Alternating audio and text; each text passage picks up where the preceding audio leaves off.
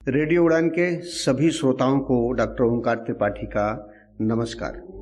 साथियों, कल हम सुन रहे थे कि पंडित आत्मदेव को जंगल में एक संत ने एक दिव्य फल दिया और कहा कि यह फल ले जाकर अपनी पत्नी को खिला दो और उसके बाद एक दिव्य बालक का जन्म होगा। अब उससे आगे की कथा प्रारंभ करते हैं। घर पहुंचकर पंडित आत्मदेव ने अपनी पत्नी धुंधली को कहा, अरे सुनती हो भागवती, देखो तुम्हारे लिए एक सुंदर स्वादिष्ट फल लाया हूं, तुम इसे खा लो। इसके खाने के बाद तुम्हें एक सुंदर पुत्र रत्न की प्राप्ति होगी। पंडित जी की बात सुनकर ब्राह्मणी बड़े चक्कर में पड़ी और पंडित आत्मदेव से तमाम सवाल पूछ डाले। तुम कहाँ गए थे? किसने फल दिया? किस काम के लिए दिया? तुमने फल क्यों लिया? उसने खुद दिया कि तुमने उनसे मांगा? फिर पंडित आत्मदेव ने बड़ी प्रसन्न मुद्रा में सारी बातें अपनी धर्म पत्नी धुंधली को सुना डाली। पंडित आत्मदेव तो बहुत प्रसन्न थे, लेकिन उनकी पत्नी धुंधली बहुत परेशान हुई।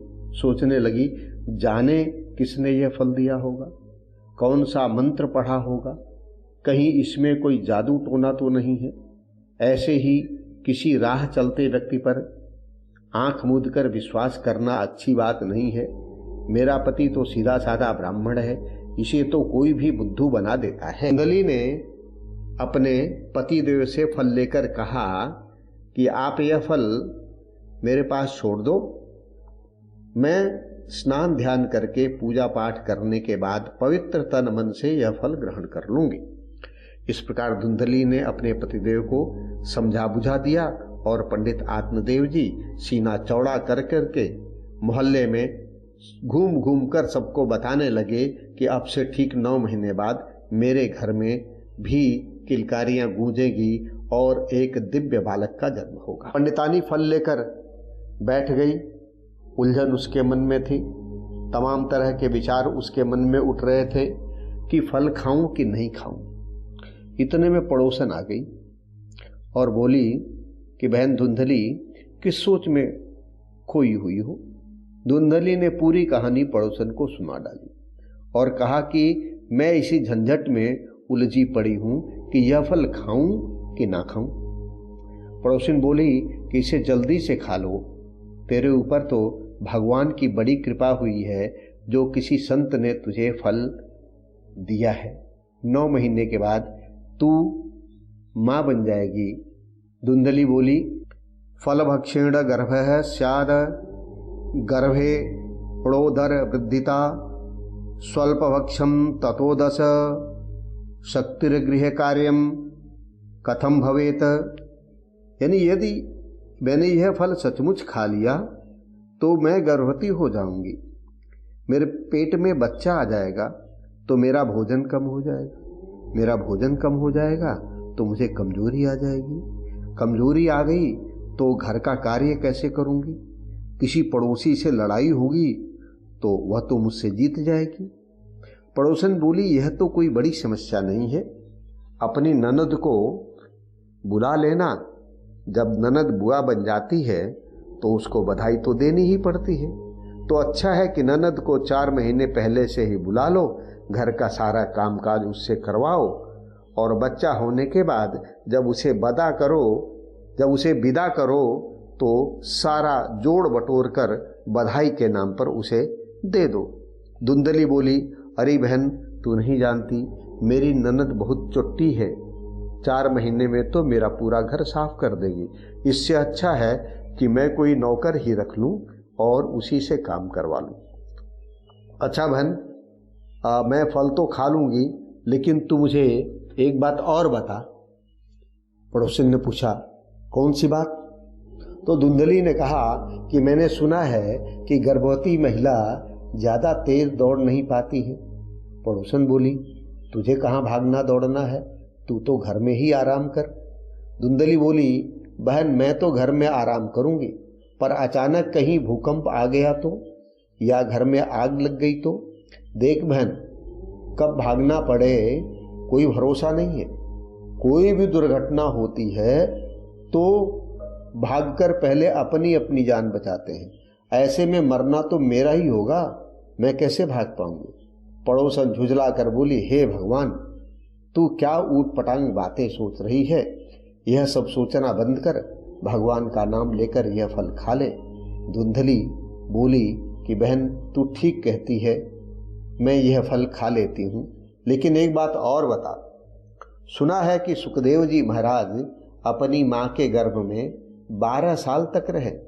वे माँ के गर्भ से बाहर ही नहीं निकलना चाहते थे, क्या यह सत्य है? तो पड़ोसन ने उसकी हाँ में हाँ मिलाते हुए कहा कि बहन, मैंने भी ऐसा ही सुना है। धुंधली बोली, हे भगवान, कहीं मेरा बच्चा भी 2-4 साल भी मेरे पेट में रह गया और बाहर नहीं आया तो तदा में मरणम भवेत, तो मेरा तो मरना हो जाएगा।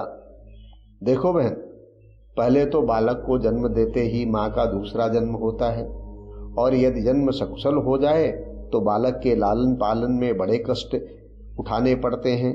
इसलिए मेरी समझ में एक ही बात आती है कि मुझे इस झंझट में पड़ना ही नहीं।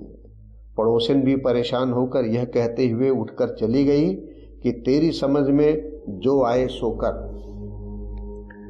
लालने पालने दुखम प्रसूताचार्य वर्तते, यानी लालन पालन में दुख तो होता ही है, प्रसव में पीड़ा तो होती ही है। इस प्रकार धुंधली ने स्वयं इतने कुतर्क किए कि अंततो गत्वा उस फल को उसने खाया ही नहीं और उठाकर छिपाकर रख दिया। शाम को धुंधली के पतिदेव पंडित आत्मदेव जी आए और पूछा कि भाग्यवान, तुमने फल को खा लिया कि नहीं? तो धुंधली ने झूठ बोला और कहा कि पंडित जी, आप पूरी तरह संतुष्ट हो जाइए, मैंने स्नान ध्यान करके पूजा पाठ करके उस फल को खा लिया है।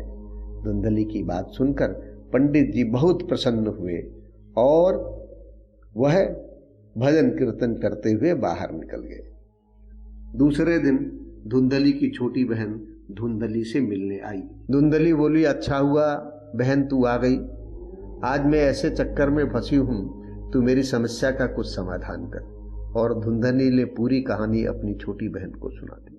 छोटी बहन तो चाहती थी कि धुंधली के कोई औलाद न हो, क्योंकि छोटी बहन के कई बच्चे थे। वह सोचती थी कि मैं अपना एक बच्चा धुंधली को दे दूंगी और इससे बहुत सारा धन मुझे मिल जाएगा।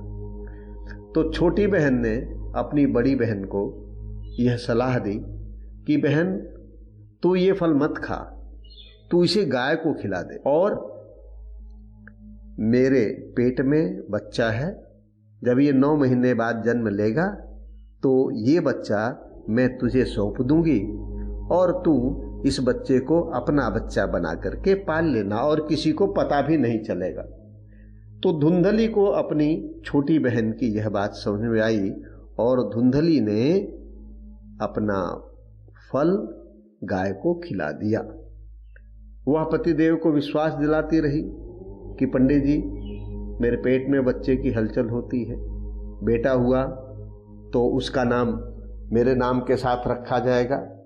इस तरह से 9 महीने का समय बीत गया और जैसे ही धुंधली की छोटी बहन को लड़का पैदा हुआ, वह रात के समय आई और धुंधली की गोद में अपना बच्चा डाल गई। उधर धुंधली ने प्रसन्नतापूर्वक अपने पति को बुलाया और कहा कि देखो, बड़ा सुंदर बेटा हुआ है। पंडित जी बहुत खुश हुए, पूरे गांव में बधाई बांटी और थोड़े दिनों बाद गाय को भी एक बच्चा पैदा हुआ। उसका पूरा शरीर तो मनुष्य का था, लेकिन उसके कान गाय के कान की तरह थे, इसलिए उसका नाम गोकर्ण रख दिया गया। पूरा गांव आश्चर्य में था कि कहाँ पंडित आत्मदेव को कोई संतान नहीं हो रही थी और कहाँ देखिए गाय ने भी मनुष्य रूपी बालक को जन्म दिया है। तो गाय ने जिस बालक को जन्म दिया उसके कान गाय जैसे थे, इसलिए उसका नाम गोकर्ण रख दिया गया। और धुंधली ने अपने बच्चे का नाम अपने नाम के साथ जोड़ते हुए धुंधकारी रख दिया। इस प्रकार पंडित आत्मदेव के घर में 2 किलकारियां गूंजी।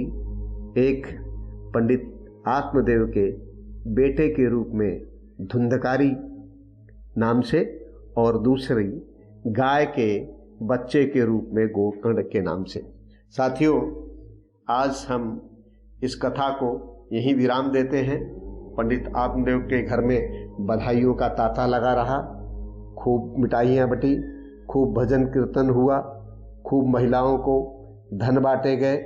पंडित जी बहुत प्रसन्न थे और उनकी खुशी का कोई पारावार नहीं था। इसके साथ ही आज कथा को यहीं विराम देते हैं। आप सभी श्रोताओं को एक बार पुनः ओंकार त्रिपाठी का नमस्कार। आपको यह कथा कैसी लगी अवश्य बताएं। आपका दिन शुभ हो, मंगलमय हो, कल्याणकारी हो।